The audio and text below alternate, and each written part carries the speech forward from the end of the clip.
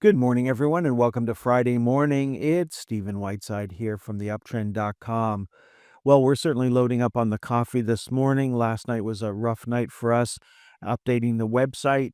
We started off the evening having a hardware problem, and while we were trying to fix that, we didn't realize we also had a data problem.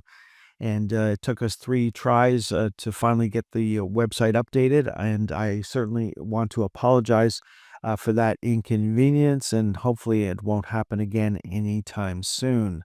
Now, in the pre-market this morning, stock index futures are above fair value.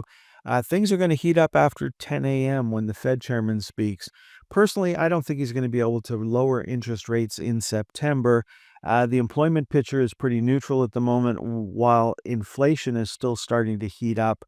And I would assume that that is going to be his priority, is to continue to fight inflation. Now, on Fridays, I like to take a look at some weekly charts just to see how things are doing coming into the weekend. And no major changes this week. The VIX is up a little over 10%, not enough to give us a weekly buy signal just yet. It is back on a daily buy signal, though. So, on a short term basis, we're negative on the stock market.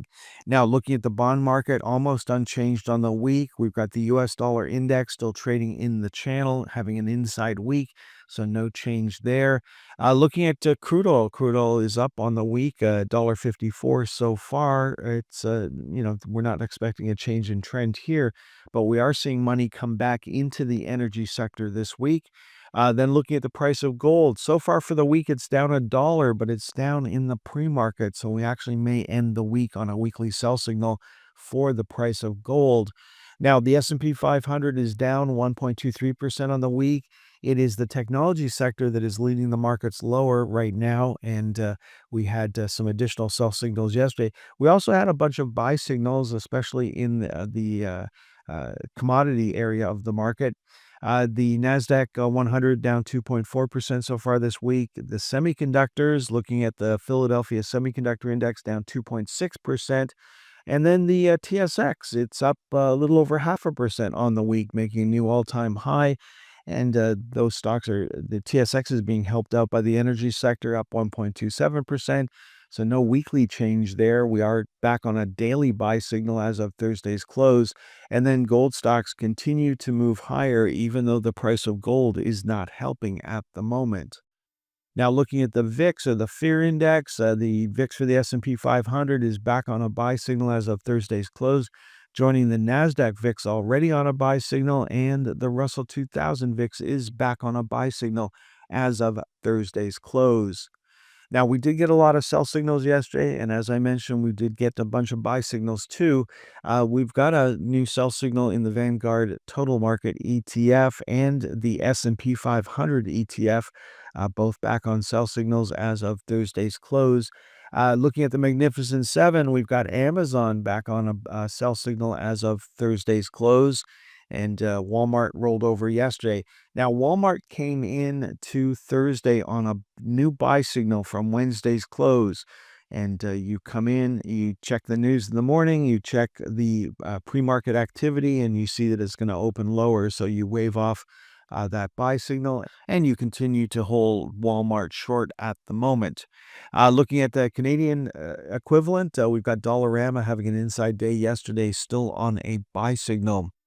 And one stock that gave a buy signal yesterday is the Canadian company IMAX, traded in New York. It is back on a buy signal as of Thursday's close. At the same time, there's a high, there's a lower high, there's a low, there's a lower low. So that's the pattern I would imagine would continue. So, there's probably some opportunity here, but it's going to be very limited. Next up, let's take a look at the world of cryptocurrency, starting off with Bitcoin. Bitcoin was down yesterday, closed just below our support line there, and we are continuing to trade lower in the pre-market this morning. So our next target is $106,250. Looking at Ethereum closed down slightly yesterday. It's up in the pre-market this morning, so not expecting a sell signal for Ethereum on Friday. Let's finish off this morning's presentation taking a look at the world of commodities, and we've got the USO back on a buy signal as of Thursday's close, joining gasoline already on a buy signal. Still no joy for the natural gas, still on a sell signal here.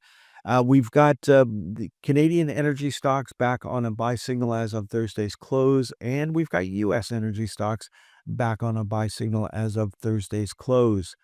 Now, no joy for the price of copper, still treading water down there, while copper miners are still on a buy signal here.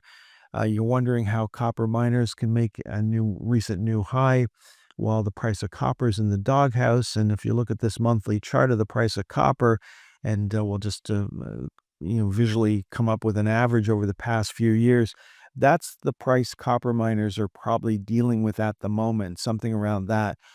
Copper miners pre-sell their copper into the future using futures contracts. So they're using an average price, and a fluctuation like we had last month isn't going to do too much damage to those copper miners. And so it went up, went down, and it's still rising over time. And that's the only thing copper miners really care about. Now, looking at the price of gold, we're coming into Friday on a sell signal. That has not changed. Gold is down in the pre-market this morning. At the same time, gold miners are hitting new all-time highs right now. And so there's the GDX hitting our next price target of 59.38. There's the junior gold miners hitting our next price target of 75. And the Canadian gold miners, well, they broke out above their recent price target, heading towards 37.50. Looking at the price of silver coming in on Friday, sitting right on the upper channel line. So any higher close today would give us a new buy signal for the SLV. We got silver miners coming back after generating a sell signal the other day, back on a buy signal. And there's the junior silver miners still on a buy signal. No change in trend there.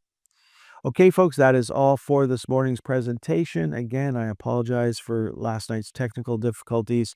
Have a great day. Have a great weekend. And if you remember, next time you'll hear my voice will be on Sunday. And at that time, we'll take a look at the weekly charts.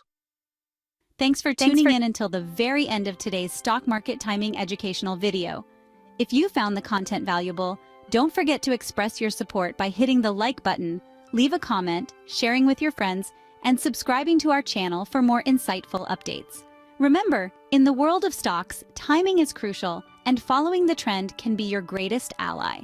If you would like more information on how we can help you better time the stock market, please visit theuptrend.com.